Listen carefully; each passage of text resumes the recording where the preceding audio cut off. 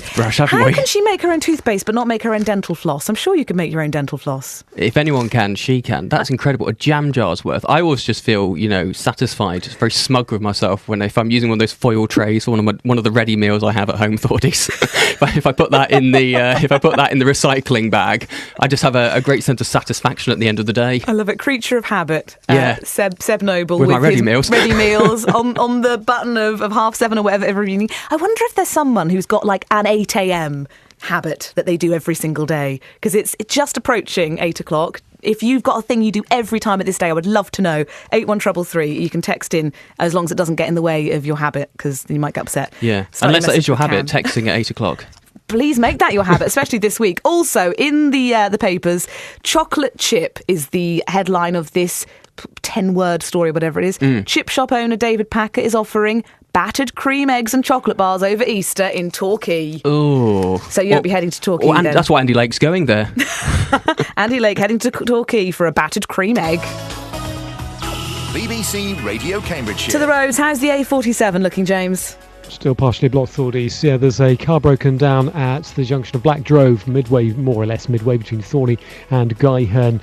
And as a result, eastbound is queuing from just east of Thorney, delays of over 15 minutes. And westbound is also slow moving, but not quite as bad as the eastbound side. The A141 at March, that's slow on the northbound carriageway, heading up towards Ringsend, just passing March, the queue though. And A14, usual delays from Spittles to Girton. A10, Streatham to Chittering, rather slow. And as for central Cambridge, usual delays on the Babram Road and also on Trampington High Street. Nothing really out of the ordinary, and no reported problems on the trains. Keep us up to date. Anything else on the roads, it's 0330 123 3551.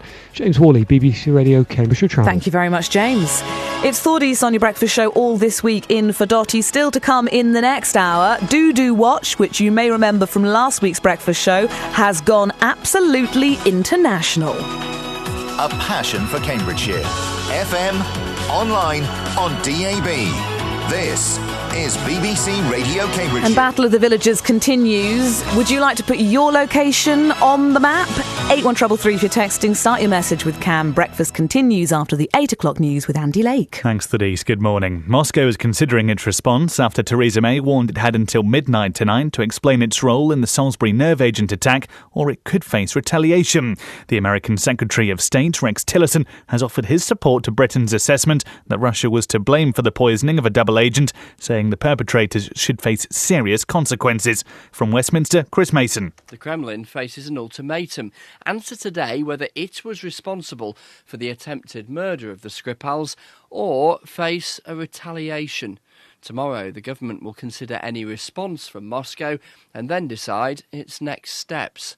The expulsion of some Russian diplomats and travel bans and financial restrictions being imposed on some wealthy Russians with property and money in the UK are possible options. Moscow insists that the Prime Minister's claims are unfounded. A former Kremlin aide, Sergei Markov, accused Britain of trying to demonise Russia. Please give us real facts, but not blah, blah, blah, falsificated by your intelligence services. Russia is waiting documents and letter. Then let's sit down and decide how we will make joint investigation of this issue.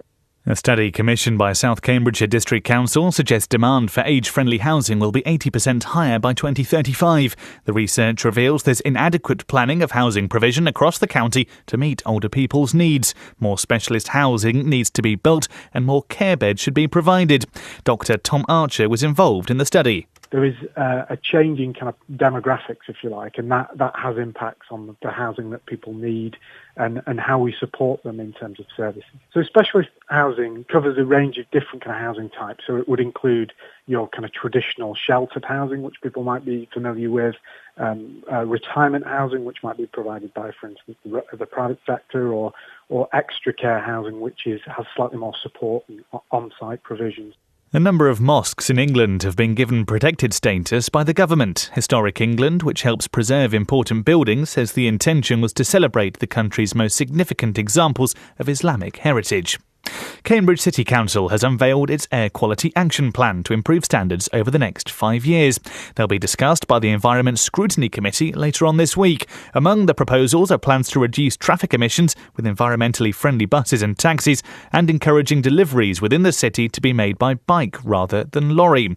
Rosie Moore is a Labour councillor and the Executive Councillor for Environmental Services in the city centre. She says the plans shouldn't get in the way of people's lives. Currently, there aren't enough options for other people to get in and out of the city. We want people to come into Cambridge and the people who live in Cambridge to be able to move about. We want them to get to work, to school, to go shopping, but we just want them to be able to do it without causing air pollution. A scheme by one Cambridgeshire village tackling dog fouling has been getting attention from across the world. Known as Doo-Doo Watch, it encourages people to report unwelcome mess, which is then put on an online map. The residents in Wimbledon who set up the map now claim almost 50 communities around the country have got in touch to find out how they did it, along with people in Kuwait and Australia. And we'll have more on this in the next hour of the programme with Thordis this morning. And finally, a review of 25 years' worth of data has highlighted emerging threats to garden birds, including bird feeders, which could be spreading disease. Experts, led by the Zoological Society of London, say people should continue to feed birds, especially in the winter, but should be aware of the risks. Meanwhile, a form of bird pox, which causes warts on some species, is becoming more common.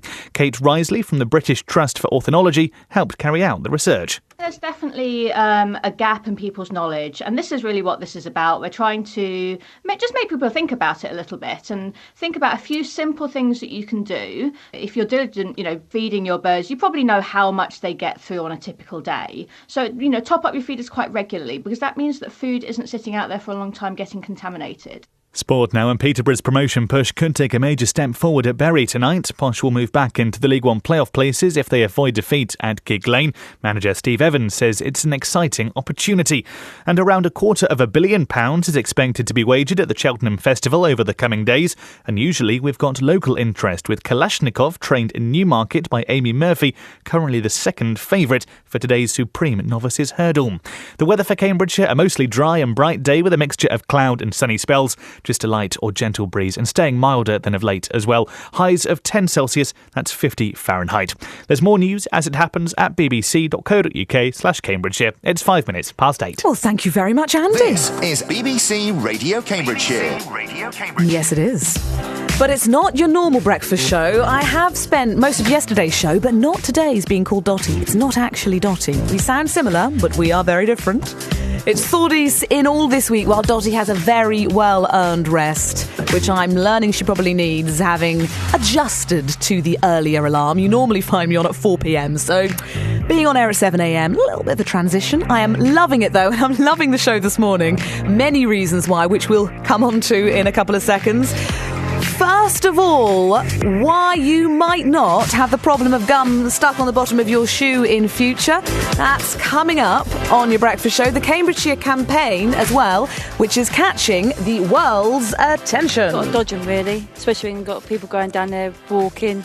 Hopefully they'll sort it out, really, and start finding people. Also, the countdown's on for the Kremlin. Should there be no credible response, we will conclude that this action amounts to an unlawful use of force by the Russian state against the United Kingdom. And this is one of my favourite things to have happened on the radio in a long time. Fighting talk on breakfast today. It's the Battle of the Villages. Peterborough Cathedral had 2 queens buried within. They started up the Gordon Highlanders, the famous Scottish regiment, was started at the Gordon in Alton Longville. You are getting in touch with your Cambridgeshire location with the most colossal claim to fame. Could your town or village, or indeed city, take the title?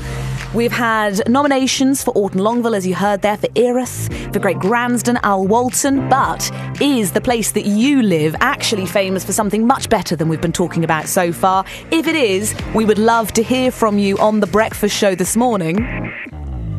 03459 25 2000 is our phone number as ever. If you're texting in, it's 81333. Start your message with the word Cam, or you can find me on Twitter if you'd like and send me a little tweetette. You'll find me at Thunderfairy. This is BBC Radio Cambridgeshire. Thordy's having far too much fun on your radio this morning. Now, our top story is all about housing in Cambridgeshire. Demand for housing that meets older people's needs is apparently going to be up by 80% by 2035. This is according to brand new research. The sort of accommodation we're talking about is age-exclusive housing, specialist housing and also care beds. The research was commissioned from Sheffield Hallam University by South Cambridgeshire District Council. Earlier, we heard from the report's author, Dr. Tom Archer. In addition to kind of specialist housing, how do we build general needs housing which is suitable for people in later life? How do we provide home modifications and advice and information services? So trying to look at that in the round. And like I say, the platform has been there in this area in particular,